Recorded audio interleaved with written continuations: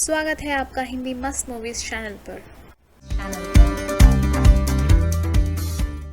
आज की कहानी का नाम है नोआ। ये एक माइथोलॉजिकल जॉनर की मूवी है। कहानी की शुरुआत होती है नोआ और उनके पिता से, जो अपनी परिवार की परंपरा के अनुसार नोआ को सांप की चमड़ी से अपना ज्ञान देने वाले होते हैं कि तभी वहां पर कुछ लोग आ जाते हैं और वो नोआ को छुपने को बोल देता है। देखने पर पता लगता है कि वो दूर का एक क्रूर राजा है और उसकी सेना के साथ आया है। वो दूसरे राज्यों से संपत्ति चुराते थे। नोआ के पिता उनसे पूछने जाते हैं, पर वो क्रूर राजा उनके हाथ से वो सांप की चमड़ी लेकर उन्हें मार देता है। नोआ ये देखकर वहां से भाग जाता है। कहानी आगे बढ़ती है और दिखाया जाता है कि नोआ कुछ जड़ी बूटी इकट्ठा कर रहा है और अब उसे 2 बच्चे भी हैं, जिनके नाम शैम और हैम हैं। उतने में उन्हें एक कुत्ता दिखाई देता है जिसे चोट लगती है और बहुत सारा खून जा रहा होता है। नोआ तुरंत अपने बच्चों को छुपने के लिए बोलता है। नोआ उस कुत्ते को बचाने की कोशिश करता है, पर वो कुत्ता मर जाता है और वहां पर कुछ लोग आ जाते हैं जो कहते हैं कि उन्होंने बहुत दिनों से कुछ नहीं खाया है और वो कुछ भी खाने के लिए तैयार है। यही बोलकर वो नोआ पर हमला करते हैं, पर नोआ अपनी जान बचाने के लिए उन तीनों को मार देता है। शाम को वो घर वापस आ जाते हैं, जहाँ पर उनकी पत्नी और उनके तीसरे बेटे जापेत को दिखाते हैं और वो सो जाते हैं। रात को नोआ को एक सपना आता है। उस सपने में वो अपने दादाजी के पहाड़ के पास है और देखते हैं कि उनके पैरों के नीचे की जमीन पूरी खून से भरी हुई है। उतने में वो पानी के अंदर डूब रहे हैं, जहां उन्हें बहुत सारे लाशें भी दिखाई देती है। नोआ डर के उठ जाते हैं। सुबह होने पर वो यही बात अपनी पत्नी से बोलते हैं और वो अपने दादाजी के पास निकल पड़ते हैं। रास्ते में उन्हें एक उजड़ी हुई बस्ती दिखती है, जहाँ पर बहुत सारे लोग मरे हुए हैं, पर उन्हें एक बच्ची की आवाज़ आती है और उस बच्ची को बहुत गहरी चोट लगी हुई है। नोआ की बीवी उस बच्ची को बचा लेती है।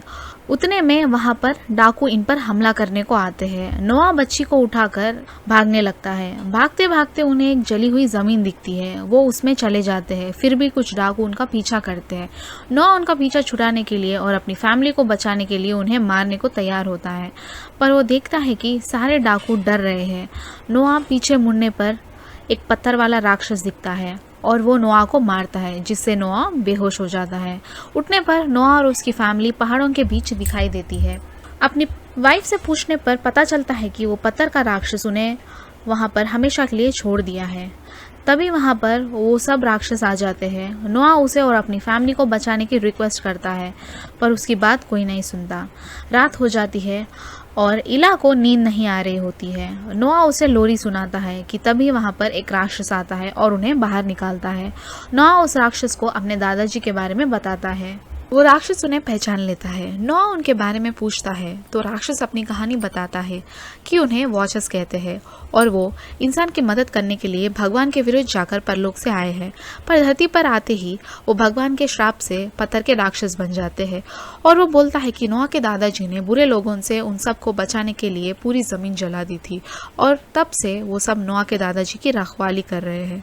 ये बताते बताते वो सब दादाजी के पहाड़ के पास पहुंच जाते हैं। नोआ अपने परिवार को नीचे रहने बोलकर वो शम के साथ अपने दादाजी से मिलने जाता है। दादाजी उन्हें एक जादुई चाय देते हैं, जिसे पीकर नोआ को एक और सपना आता है कि वो सब जानवरों को एक नाव के द्वारा बचा लिया है। नोआ उठ जाता है और ये सब दादाजी को बताता है। दादाजी उन्हें एक बीज देते हैं। वो वापस अपने परिवार के पास आता है। इला को वो अपने परिवार का हिस्सा बना लेता है और मिट्टी में वो बीज बोकर सोने चले जाता है। सुबह उठने पर नोआ देखता है कि बाकी वॉचर्स साथी वॉचर को घसीट कर ले जा रहे हैं। नोआ उन्हें उसे छोड़ने को बोलता है और नोआ पर भी वो वार करने आते हैं कि तभी जमीन से पानी निकलता है। नोआ देखता है कि ये वो जगह है जहाँ पर रात को उसने बीज बोया था। देखते ही देखते सारा इलाका पेड़ों से भर जाता है। नोआ अब समझ जाता है कि उसके सपने का मतलब ये है कि एक बाढ़ आने वाली है और वो एक नाव बनाकर सभी जीव जंतु को बचा ले। ये सुनकर वॉचर्स नोआ की मदद करने तैयार हो जाते हैं। पानी लगातार आगे बहता जाता है और पानी को देखकर वहाँ पे 2 पक्षी आते हैं और नोआ के नाव को बनते देखते हैं और तुरंत ही बहुत सारे पक्षी भगवान के संदेश के अनुसार वहाँ आकर नाव के अंदर चले जाते हैं। नोआ और उसकी पत्नी मिलकर एक ऐसी दवाई बनाते हैं जिसकी खुशबू सूंघकर सारे पक्षी सो सके। नोआ का परिवार ये खुशबू पूरे नाव में फैला देते हैं। और ये खुशबू से सारे पक्षी सो जाते हैं। अब शम और इला एक दूसरे को प्यार करते हैं और एक जोड़ी बन चुके हैं।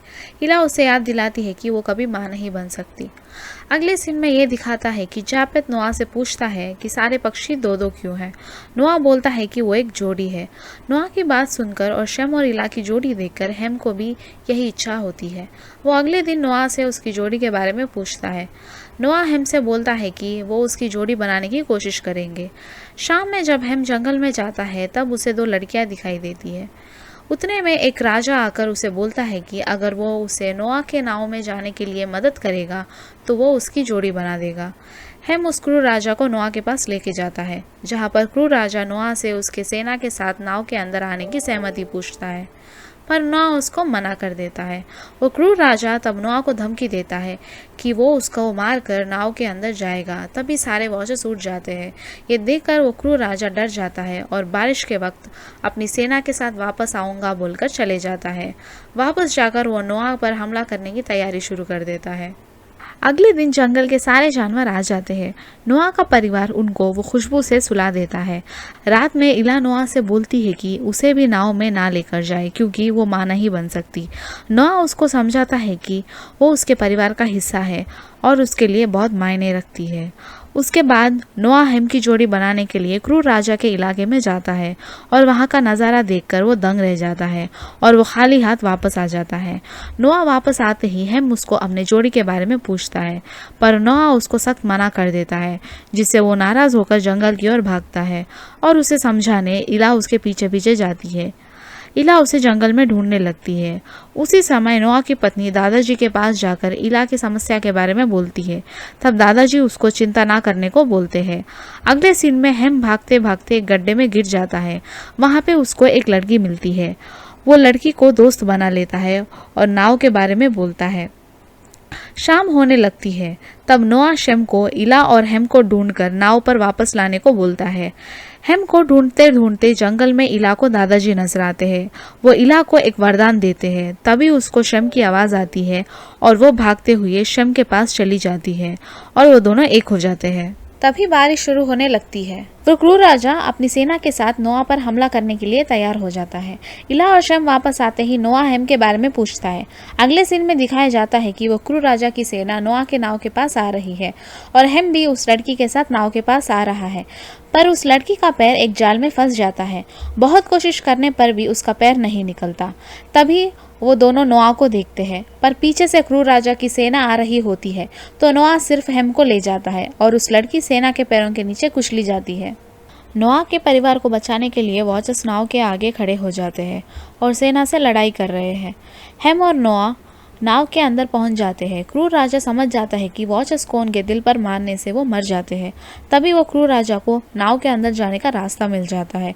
ऐसे करके सेना एक एक वॉचर को मारने लगती है। अब सिर्फ एक वॉचर ही बचा हुआ रहता है और वो नोआ को अलविदा बोलकर अपना सीना फाड़कर रुखसत हो जाता है। उससे एक धमाका होता है और पानी की बड़ी लहर आ जाती है। क्रूर राजा की पूरी सेना बाढ़ में डूब जाती है। नोआ वापस नाव के अंदर आता है। अगले सीन में नोआ अपने परिवार से बोलता है कि भगवान ने नाव पे सिर्फ जीव जंतु को बचाने का आदेश दिया है और इंसान को नहीं, क्योंकि इंसान स्वभाव से बहुत लालची होता है और उसके वजह से बाकी जीव जंतुओं को नुकसान पहुंच रहा है। नोआ बोलता है कि उसको और उसकी पत्नी को शेम इला रुखसत देंगे। शेम इला को उसका भाई हेम और हेम को छोटा भाई जास्पेत। जास्पेत धरती पर आखिरी इंसान होगा। ये बोलकर वो हेम से माफ़ी मांगता है कि वो उस लड़की को नहीं बचा सका, पर हेम वहाँ से नाव के नीचे की तरफ भाग के चले जाता है और उसे वहाँ पर क्रूर राजा दिखता है। हेम क्रूर राजा से सब कुछ बताता है। तब वो उसको नोआ के खिलाफ भड़काकर उससे बदला लेने को बोलता है। अगले सीन में पता चलता है कि इला प्रेग्नेंट है। सब ये बात नोआ से बोलते हैं। नोआ चौंककर बोलता है कि ये कैसे हो सकता है। नोआ की पत्नी बोलती है कि दादाजी ने इला को आशीर्वाद दिया था। तब नोआ बोलता है कि अगर ये लड़का हुआ तो वो उसको कुछ नहीं करेगा, पर लड़की हुई तो उसको मार देगा। परिवार के सब लोग नोआ की बात से परेशान हो जाते हैं। अगले सीन में शेम इला को लेकर दूसरी नाव बनाकर वहां से निकलने की तैयारी करता है कि तभी वहां पर नोआ आकर उस नाव को जला देता है। उसी समय इला को पेट दर्द शुरू हो जाता है और नोआ की पत्नी इला को अंदर लेके जाती है। शेम उसकी रखवाली कर रहा है। उतने में हेम आकर बोलता है कि नीचे जानवर उठकर एक दूसरे को खा रहे हैं। नोआ को विश्वास नहीं होता क्योंकि वो जानवर सिर्फ वो खुशबू से ही उठ सकते हैं। फिर भी वो देखने के लिए नीचे चले जाता है। नोआ को पता नहीं होता है कि हेम क्रूर राजा के बहकावे में आकर उसके लिए जाल बिछा रहा है। नीचे जाते ही वो क्रूर राजा नोआ पर हमला करता है। वो दोनों एक दूसरे को मारने लगते हैं। अगले सीन में दिखाए जाते हैं कि इला ने 2 बेटियों को जन्म दिया है, पर वो दुख के कारण रोने लगती है क्योंकि नोआ जल्दी उन बच्चियों को मार देगा। तब शम इला को वादा करता है कि वो उनकी बेटियों को कुछ नहीं होने देगा और वो नोआ को मारने के लिए निकलता है। तभी नाव एक चट्टान से टकराती है और सभी लोग बिखर जाते हैं। नोआ देखता है कि वो क्रूर राजा फंसा हुआ है। इतने में पीछे से शम नोआ पर हमला कर देता है और नोआ को मारने वाला ही होता है कि तभी वो क्रूर राजा शम को ढकेलकर खुद नोआ को मारने लगता है। वो नोआ से बोलता है कि उसने उसके पिता को मारा है और उसको भी मारकर उसके परिवार के साथ एक नई दुनिया बसाएगा। ये सुनकर हेम को गुस्सा आता है और वो उस क्रूर राजा को पीछे से मार देता है। तब वो क्रूर राजा हेम को सांप की चमड़ी देकर मर जाता है। नोआ चाकू लेकर इला को देखने जाता है। तभी नोआ की पत्नी सब कुछ बताती है और उन बच्चियों को कुछ ना करने को बोलती है। फिर भी नोआ उनको मारने चले जाता है। इला बच्चियों को शांत कर रही होती है। वो नोआ से निवेदन करती है कि वो पहले बच्चियों को शांत करवा के उनको मारने देगी। इला बच्चियों को चुप कराने के लिए वही लोरी गाती है जो नोआ बचपन में उसके लिए गाया था। नोआ लोरी सुनकर और उन मासूम बच्चियों को देखकर उन्हें मार नहीं पाता है। कहानी के अंत में ये दिखाया जाता है कि नाव किनारे पहुंच गई है और सारे जीव जंतु और नोआ का परिवार खुशहाली से जिंदगी जी रहा है। वो अपने परिवार की परंपरा को कायम रखता है। इसी से हमारी मूवी ख़त्म होती है। अगर आपको हमारा वीडियो पसंद आए तो प्लीज़ लाइक, शेयर और सब्सक्राइब करिए। कमेंट करके बताइए कि अगला वीडियो हम किस मूवी पर बनाएं। फिर मिलते हैं हमारे अगले वीडियो में। तब तक स्टे होम, स्टे सेफ।